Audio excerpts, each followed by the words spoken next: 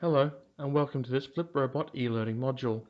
This module is for the overview of Actura's FlipCode online coding environment. Through this e-learning module, we'll cover the following topics: the basic functions of FlipCode, how to create programming logic in FlipCode, how to create functions for coding purposes in FlipCode, how to code the ultrasonic sensor, and how to code the infrared sensor. When this e-learning module is complete, you will have learned what the various functions are in FlipCode and how to best utilize them, how to create if, do, else statements and functions within FlipCode, how to code the ultrasonic sensor, and how to code the infrared sensor. To start this e-learning module, what you can see here is a completed piece of code. Before continuing, take a few moments here to see if you can tell what the robot would do when this code is uploaded into it. Write what you believe the answer is, because at the end of this module, we will show this program again, and you should be able to understand each element clearly. FlipCode is FlipRobot's online coding environment. Located in Actura's FlipCloud portal, it can be accessed anywhere in both online and offline formats. FlipCode is a modified version of Blockly Arduino. Blockly is a language that allows coding elements to be easily connected to create different programs that can be uploaded to FlipRobot.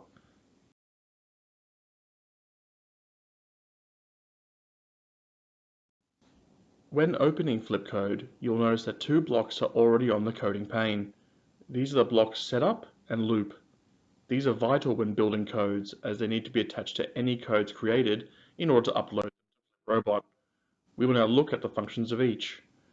The Setup block is used for when you want your program to only run once. The Loop function is used for when you want your program to run repeatedly. As you can see, when a block is placed on the pane, it is grayed out. This is to let you know that it needs to be added into either the Setup or Loop block. Once added in, the color will return to your programming block, letting you know that it can now be uploaded. We will now look at some of the functions available in FlipCode and where these functions will be used in programming. The logic function allows you to use decision-making blocks in your programming. The most important block here is the if-do block shown here. This allows you to create programs that run if-then or if-then-else logic. The control function contains the elements relating to robotic movement and looping programs. The delay function is the most important element inside control, as it is used to run maze challenges for the ultrasonic sensor. The functions function is probably the most important coding element in FlipCode. It is here where functions can be defined to be used in other coding programs. Functions like moving forward, turning, and stopping are all done by creating functions, which we will create a few of these shortly. The input-output function allows the programming of some of the outputs contained in FlipRobot. These include the LED lights and the buzzer.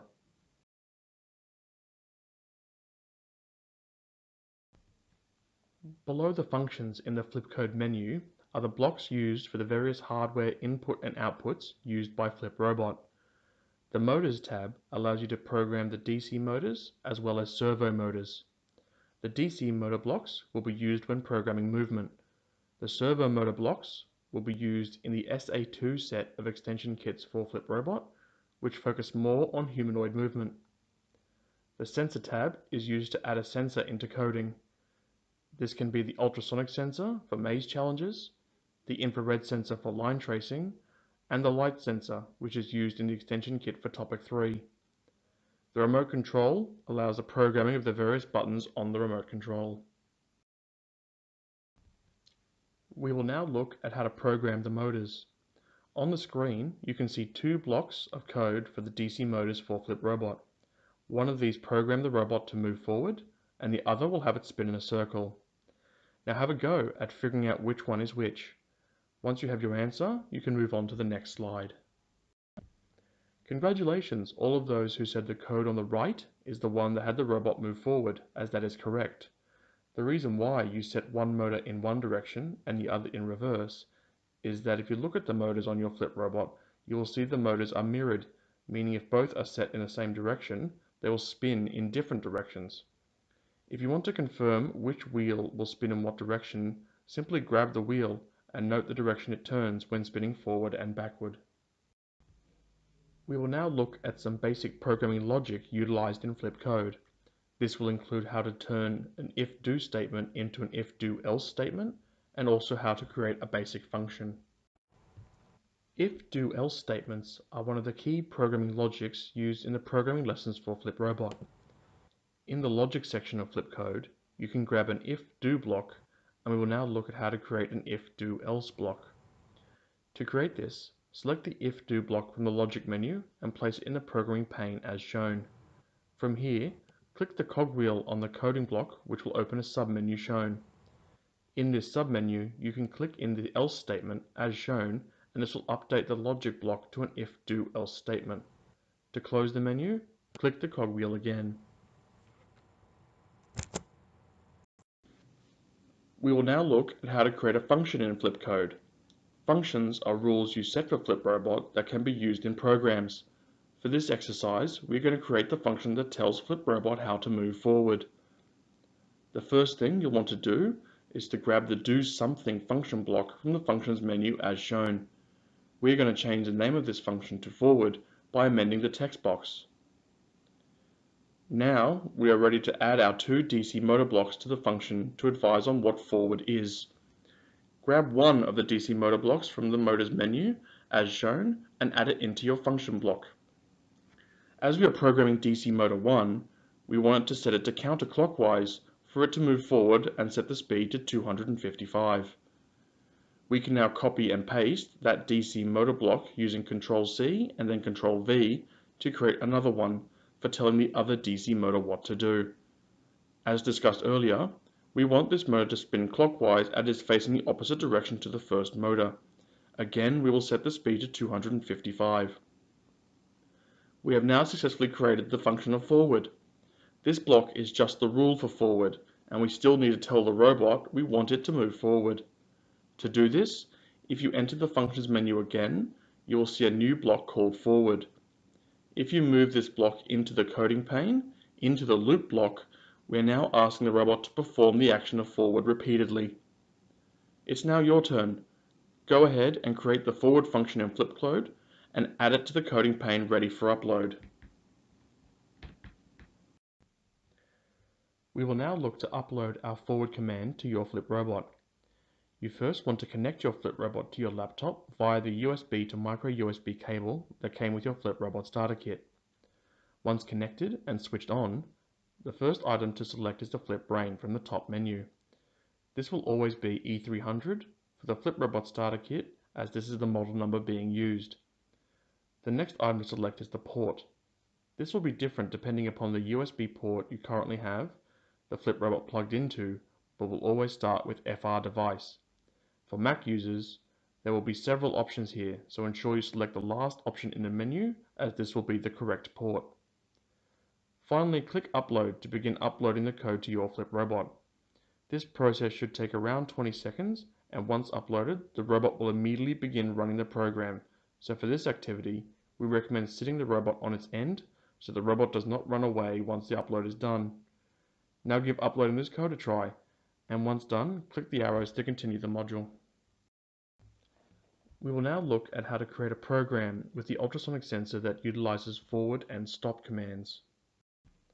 To create our program, we will first create another function to sit alongside our forward command. We will look to create the function for stop. To do this, simply copy and paste your existing forward command as shown, rename the function to stop, and change both the DC motor speeds to 0. You will now have both a forward and stop function in the functions menu.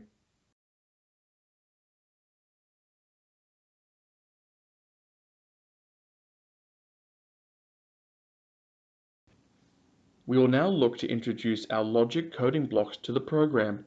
For this code, we will need two logic blocks. The first is an if-do block, which we will change into an if-do-else block. So pull this block out and change it to an if-do-else as shown. As this is a program we'll want to run on repeat, we'll place this into the loop block to build our program. The second is the comparison block, which is the second block in the logic menu. We'll pull this out and attach it to the if portion of our if, do, else statement. From here, grab your ultrasonic sensor block and place it in the first space in the comparison block as shown. We have now started the logic of if the ultrasonic sensor detects something. We now need to add in the parameters for how far and what the robot will need to do. We will now be setting the distance that the ultrasonic sensor will need to react to. For this, we will grab the digit block from the math menu as shown here and add it to the second space in the comparison block. For this code, we will set this to 15, which will mean the ultrasonic sensor will react to anything 15 centimeters in front of it. The other item to change is the math symbol in the comparison block. We will change this from equals to less than, so we give the robot a larger range of distance to react to. We have now specified which sensor we want the robot to use and the distance required for it to react. All that is left is to specify the actions we want the robot to take. The last action we will take is to add in our new stop and forward functions into the code. For this program, we are going to make it so the robot goes forward until sensing an object in front of it, and then it will stop. To do this, add the stop function into the do section of your if, do, else statement, and then the forward function into the else as shown here. Your code is now complete, so go ahead and upload it into your FlipRobot to see the results.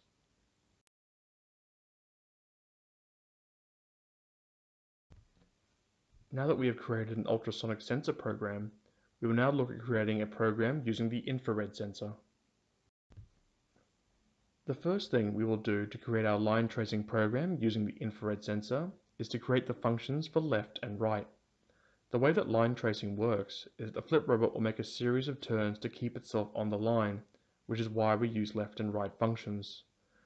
Similarly to how we created forward and stop earlier, we will need to grab two function blocks, but unlike before, we will only be looking to add speed onto one wheel.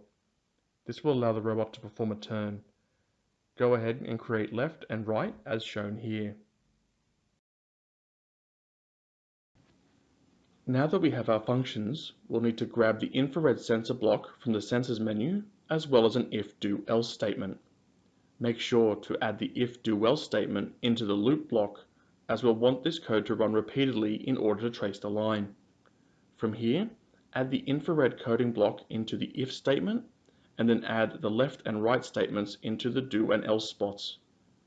You will notice on the infrared sensor block that it refers to port 1, so ensure that your infrared sensor is plugged into port 1 on your FlipRobot. The block also has a sensor number on it. This is which of the two sensors is going to react to the line. Your line tracing code is now complete.